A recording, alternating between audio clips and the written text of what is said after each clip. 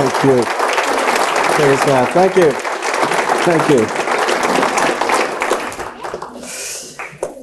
Well, it's a good thing, though, Bob, that I get to spend time with you all before I have to get up and give this talk, because since you insist on my encouraging you, it's a good thing that I've been encouraged by you first.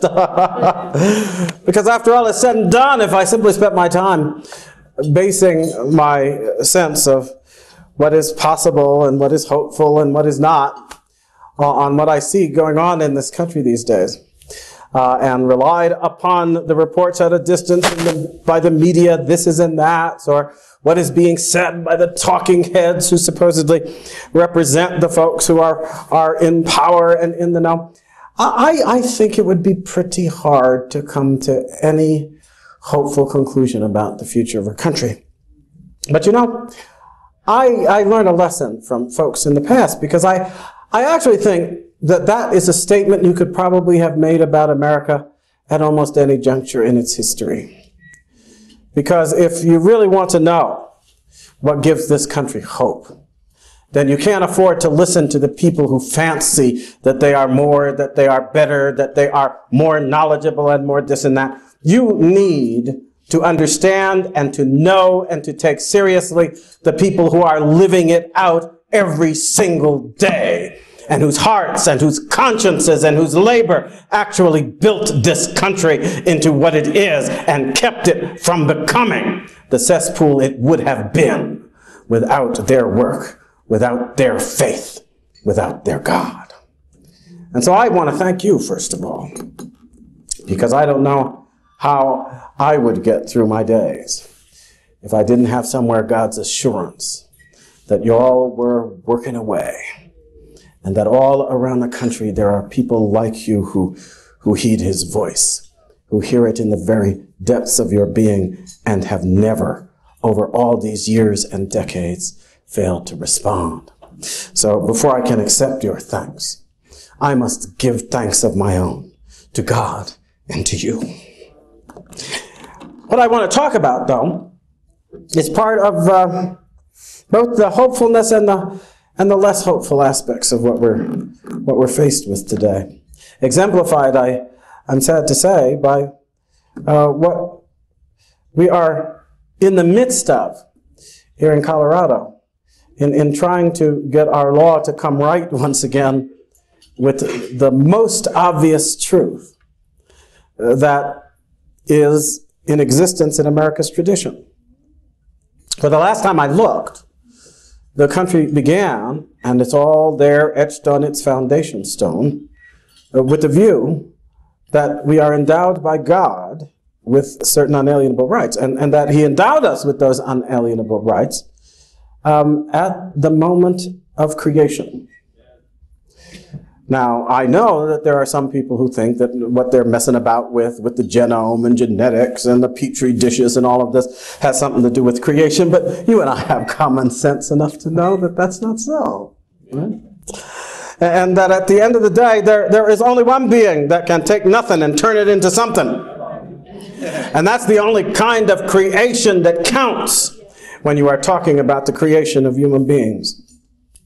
And it is the foundation stone of America's understanding of what law is all about. That when we look at one another, we must look at one another not as instruments of our own, but as the creations of Almighty God set in this world to go about his business and to stay about that business according to his will, not ours. And so you have to ask yourself, how could we have reached a point where people would be having a big, long debate over viability, even watching the video there, the poor people who in our society, like the lady who was doing the interview, and her heart is filled with the natural truth of God's love and God's will and God's law, and she can't help but feel the outrageous abyss that separates what has happened from what ought to be happening to any human being when you talk about the death of Brady and a child. And yet, there she is spouting the vocabulary that folks have been taught. So that they use a word like viable as if it means something other than what it means, which means going about its way, right? Able to go its way. Well, it seemed to me that from the very moment that the will of God for that child is published in the womb, the child is going about its business, wouldn't you say? It goes about the business, and the cells divide, and the various things start to develop, and the heart starts to beat, and the brain starts to develop, and so forth, and so it's going about its business. I would say that if you're going about your business according to God's will, you're as viable as you need to be for us to respect your life. But no, you have these folks, and they have been taken in by what at the end of the day claims to be science, but is in fact a inadequate, and at the end of the day, not just seriously flawed, but I think deeply wicked ideology. And we don't recognize it necessarily as ideology anymore, and yet it's infecting everything around us, everything that we discuss and do, because of a very simple fact. The United States of America was founded on the view that we are all created equal. I was struck by this even the other day, looking at the so-called commemoration of the Martin Luther King March, to which he would not have been invited, by the way, because he was a Republican, as they call him. Well, people who were conservative, Republican, they were notable by their absence from that observance, and I presume that he would not have been invited because he didn't follow in those days that political predilection that some of them share. But more than that, they don't follow him very closely because now there was a man, and I have to tell you, it's partly why throughout all my life and career, those of you who know me know that almost every speech I give comes to the point at which this one begins, in which I point to those simple words in the Declaration and wonder aloud how we could possibly have reached the point today where we actually think that the United States of America, born on the truth that we are created equal, which means, just in case you missed it, I know they don't do the logic thing anymore very much. But let me make this one simple point, just so that it won't be lost on whoever might be considering what I'm saying. If the Declaration says we are all created equal, right? Then if there was no creation, then we could not have been created equal. And if there is no creator, then there was no creation.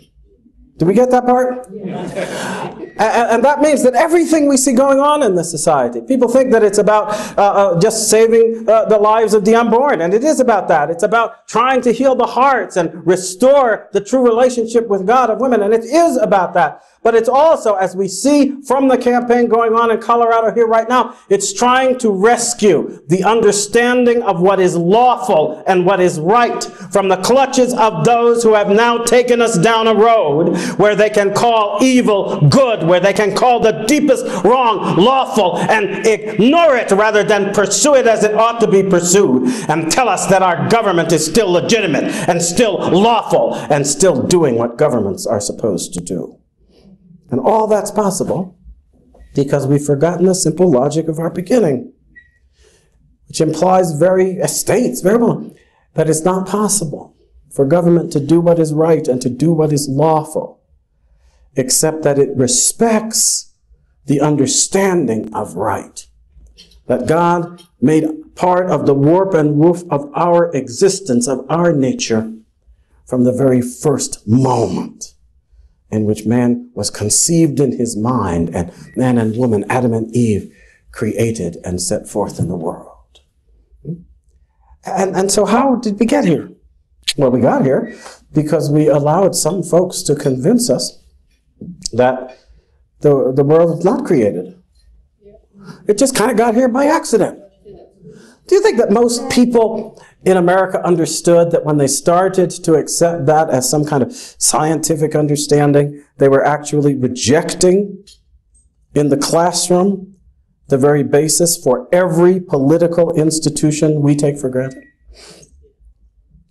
Why would people, well, some people would be ignorant about it, but let me ask you a question. Why do you think there are some people in our society who would have a deep interest in promoting this view that there is no God, we were not created, and therefore there is no standard or rule of justice that determines what is right, that endows us with the inclination to do it, and that forbids government or any other power to interfere with our action, with our going about our business, so long as what we do accords with the will of God.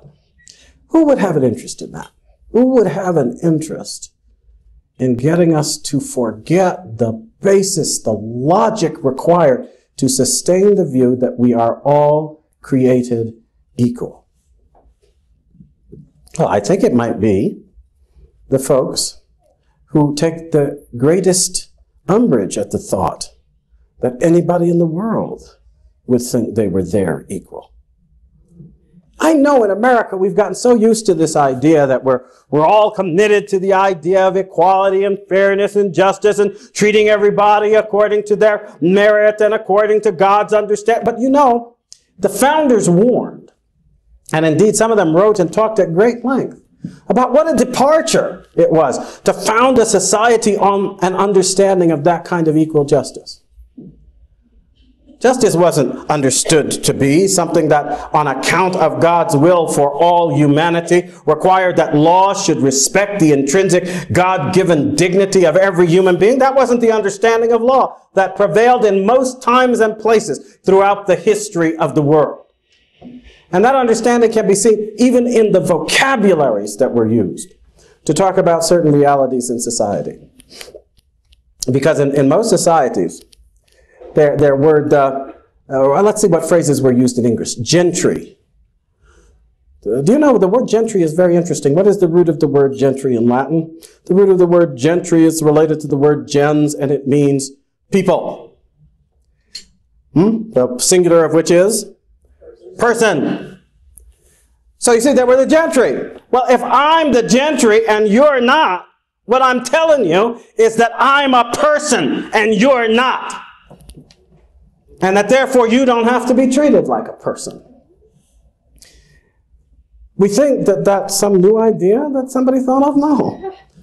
Societies have been basing the understanding of what is and is not to be considered right and just on this understanding. You've got the folks who, because of their qualities, that's another word that they had in Great Britain for the nobles, the quality, right? The quality, the gentry, all of these kinds of things. Do you not hear in this vocabulary the echoes of our present discussion? What are we talking about when some woman gets on TV and wants to say, well, by 8 months, that's viable, and who decides about that?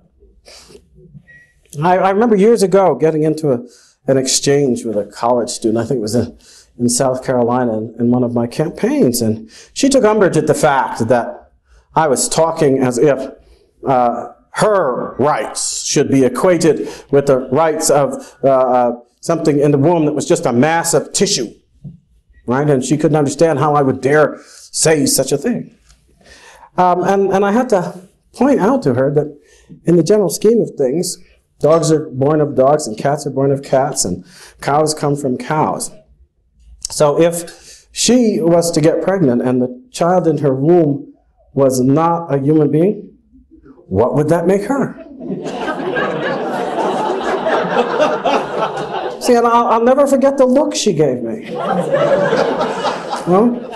But I hope that eventually the seed of truth that's contained in that, well, it managed to get down in there somewhere, because when we start using these terms, we are basically saying that there's a point at which we will consider you to be a person.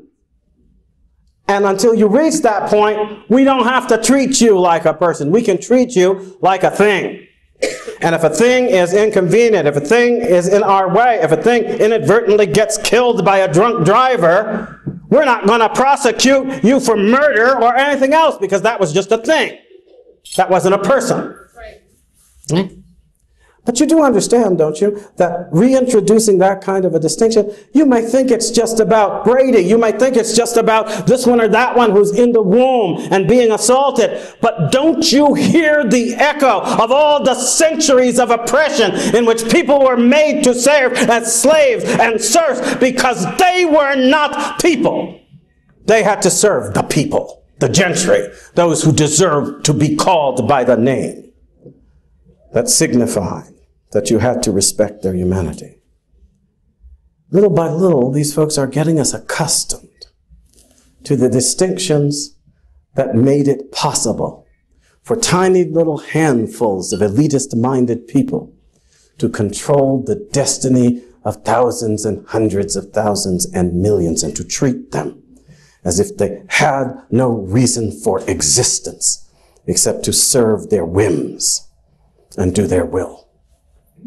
I had thought America was founded in order to break decisively with that past. But one of the things that intrigues me now is that, and I don't call people this, but I understand, listening to me, they actually call these people progressives. They're leading us back to the dark ages when the mass of humanity was not even considered worthy of the respect that you give to dogs and cows unless it was the will of their masters. And we actually are sitting still for this, as if it did not have the implication that at the end of the day, who do you think is going to end up being on the wrong side of that definition? Well, I'll tell you. And I hope that folks will be considering this as they decide whether they're going to sign the petition for Brady, because if by law you can decide that a baby of 8 months is not viable, and therefore if you murder that baby, you don't have to worry about it. So until you draw your first breath, you are not considered viable. But what about if you reach a certain age where every breath you draw is one breath too many? Where every breath you draw is going to cost us too much to justify your continued existence. And they pass a law that says just as you can't be considered a person until you've drawn a breath, you won't be considered a person anymore when you've taken too many breaths. You think you're not going to be in the crosshairs of that law? And if they can decide that until you have drawn your first breath, you will not be treated as a person. What about until you have had your first taste of vintage wine, lived in your first palace, had your first servant do up your clothes in the morning? Maybe until you've had all those firsts, we won't consider you a human being. And you know the sad thing about this? Here we are, 200 and some odd years, going on 204 years, since America first broke with the world, in which that understanding of things prevailed just about everywhere on earth. There were the people who were to be considered people and taken account of, and then there were the people who were little better than things, tools, instruments, if they were lucky, pets and beasts of burden, because then they'd at least have the consideration of their usefulness. And we think, oh, that's not going to happen. They're preparing to have it happen right now. Lately, I've taken a special interest in following the discussion that's going on amongst a lot of these elitists. I call them the elitist faction. But amongst a lot of these folks who fancy that they are, because they are, the achievers and the ones who have all the money and this and that, that they can now do away with a form of government that actually pays attention to anybody else. And I've been listening to them talk about how burdened the world is. It's part of the global warming and all the terrible damage we've inflicted on nature because we're obviously responsible for everything. In a world where there is no God, who else is going to take responsibility, right? But one of the upshots of this is that we've just gotten to be too many people. There are too many people here. Well, here we are, 6 billion people burdening the planet with all our activity and destroying the environment and so forth and so on. So they've come to a consensus among them, and Bill Gates and Ted Turner and all of these people have got their heads together, and they've agreed, too many people. We've got to find a way to reduce the population of the world. And some of the studies and things that they fund with their many billions have come to the conclusion that the best place would be less than 1 billion people. Maybe 750 million. One study even went as low as 300 million. Who do you think that was? Let's see. If you take the population of the world and you reduce it from, say, 6 billion to, say, 600 million, I bet that would just about be enough so that all of the people who fancy that they are the betters would have just enough servants and people to make the cars and make up the beds and sew up the clothes and do other things and prepare the food for them. And that's all the world needs. Everybody else's life is superfluous. Everybody else's life counts for nothing. Everybody else's joys have no significance. Everybody else's sorrows have no meaning. Everybody else's virtues are non-existent. Everybody else's spiritual connection with God has no meaning because God does not exist. When are we going to wake up and realize that the future these people are preparing for us looks awfully like the deadly past that all our forebears were glad to escape, and that it is our duty to make sure our children never experience? And yet we seem all tone deaf to the reintroduction of the words and the concepts and the ideas that are preparing us to accept once again the age-old rule of justice. I'm a person and you're not.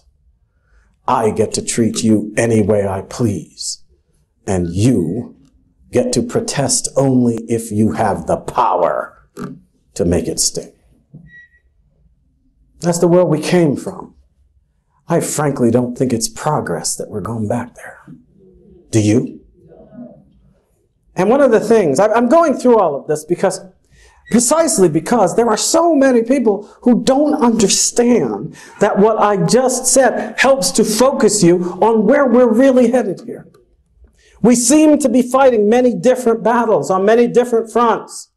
We seem to have some folks who are concerned about, well, are they killing the babes in the womb at this stage or that stage or the other stage? Others who are concerned about marriage and whether or not it should be respected in terms of its relation to the rearing of children and the procreation that God, according to His will, made it our responsibility to protect. Other people talking about Second Amendment, talking about Constitution, talking about this and that. And meanwhile, these words that are so vital to the understanding of justice and right and decency, as this society has over the years painfully constructed it on a model that respected the simple premise that human justice for all people depends on God's will, not human power.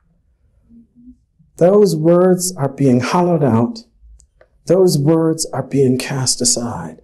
Those words are being reduced to nothing, so that we come to the day when a law can say that the respect and the love that a mother has shown to the child in her womb was all along an absurdity. For she gave her love, she gave her heart, she gave her hope and the expectation of her future to a being not even human. Does that make sense to someone here? Or is that an insult to the heart and spirit and hope of every mother that ever lived? And does it portend a society in which we will have hardened the hearts of the mothers against their children by showing nothing but contempt for the love that mothers and fathers show, not just for the children after they are born, but for the children when they live only in hope and expectation in the place where God securely placed them, in the trust that those to whom he granted their lives would act according to his will. And though they were powerless and dependent, respect their needs, respect their voicelessness, as if it spoke with the voice of the Almighty God.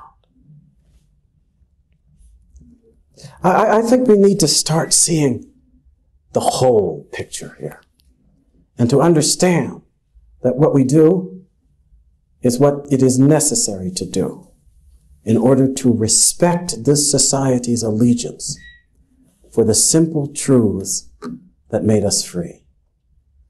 And the first of those truths, though it's often not seen, because the way the Declaration was written, we hold these truths to be self-evident, and then they list the truths and so forth. The fundamental truth, the first truth, it's hidden in that first phrase. You have to think for a minute before you realize it. It's not a very hard thought. It doesn't require rocket science or a PhD in archaeology or anything.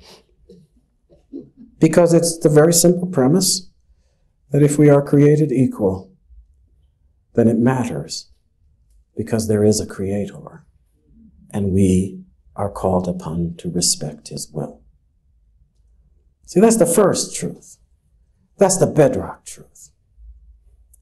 And that brings me to what I think is also, at a practical level, an overriding concern. It's been with me for decades now, but it becomes greater every day. For you see, I used to ask people who would defend that fundamental truth. Oh, would agnostics defend it? No, they aren't sure about it. They can't come to a conclusion. Would atheists defend it? No, they're not going to defend a God who doesn't exist in their minds, so why would they bother? See? The thing that intrigues me, though, is that though I asked the question, and though people inevitably gave positive response to the ultimate answer of sorts, I don't think folks these days really understand the implication of that response. The implication of the response is that only those who truly believe in the Creator God are going to stand up and fight for the truths that depend on his existence and on his authority and on his will. Only they will do so. And if they do so, then those truths will not be defended. But if those truths are not defended, then the Bradys are not defended.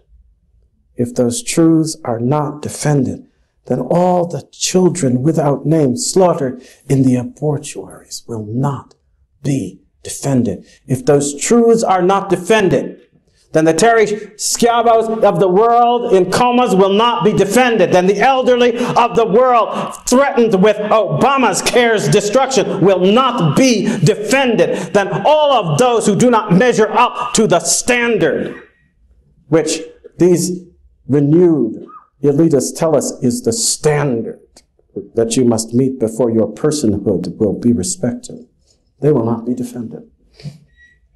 And what is really frightening to me and concerning is that the people who have nothing to defend except the little moments of evil that they are able to achieve in the transient time they live with the delusion that it amounts to anything, they seem now in our world to be acting with the intense heat of passion, while others stand to debate this way and that, to calculate where they should stand and what it will cost and whether they will achieve. Well, I think the most important lesson I've learned over the last 20, 25 years of my life and career is that I think it comes into the lives of all of us. It has certainly come into the lives of many of you, the moment when you find that God is talking to you in your own words in order to challenge you with the truths that he has helped you to share with others. He challenges you when you start to calculate, when you start to think that there's something you've done, something you might achieve, but you can't risk it now. You can't do it now. When I was invited to go into Illinois and run against Barack Obama, 100% of the folks I talked to practically said, no, disastrous. You'll lose everything, destroy any political hope you ever had. And I got to tell you, I listened to that for a while.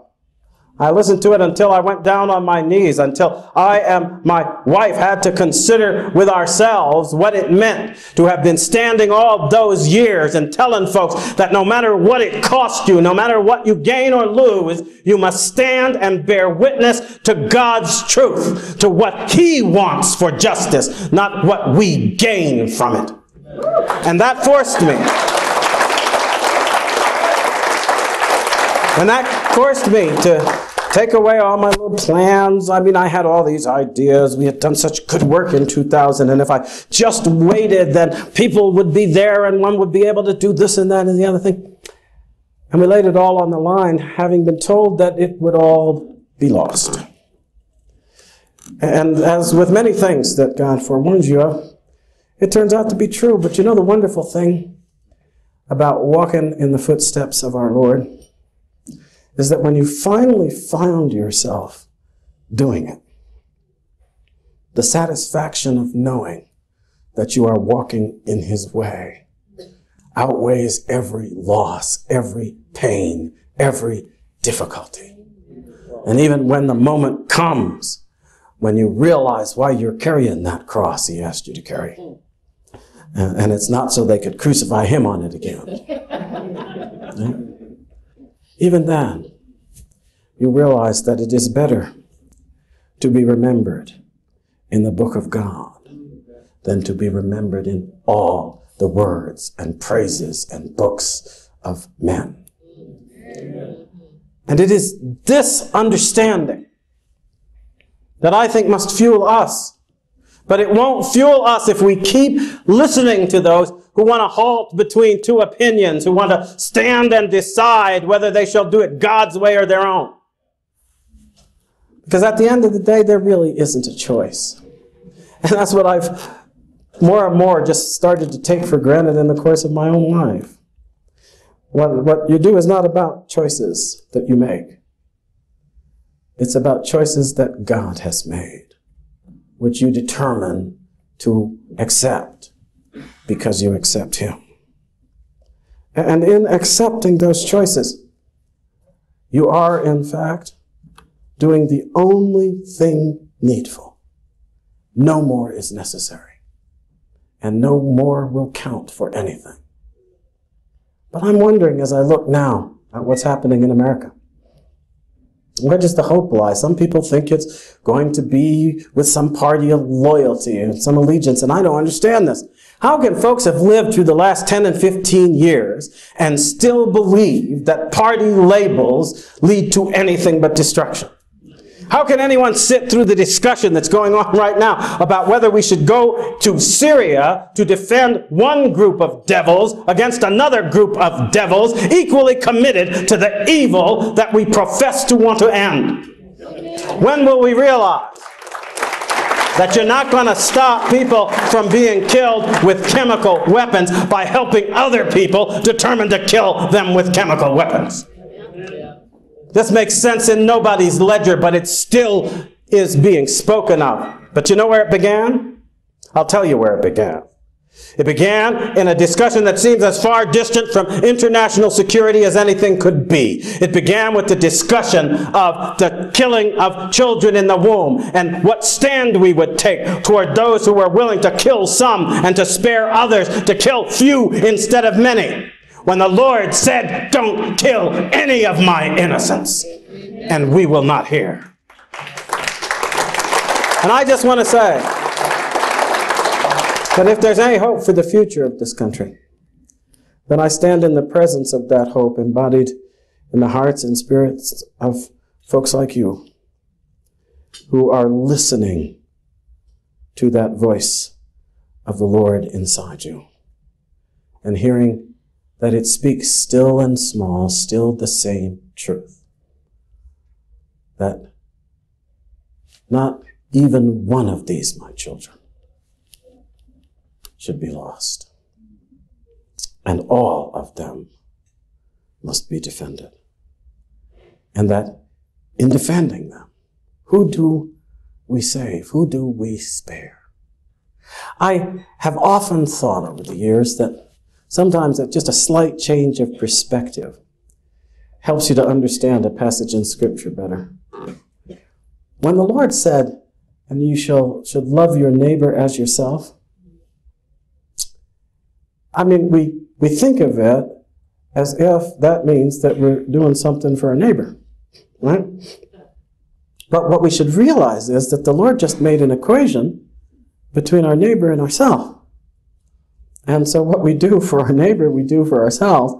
And what we fail to do for our neighbor, we fail to do for ourselves. And that, by the way, continues to be true even when you have fathomed that passage to the point where you realize who's the neighbor he's talking about.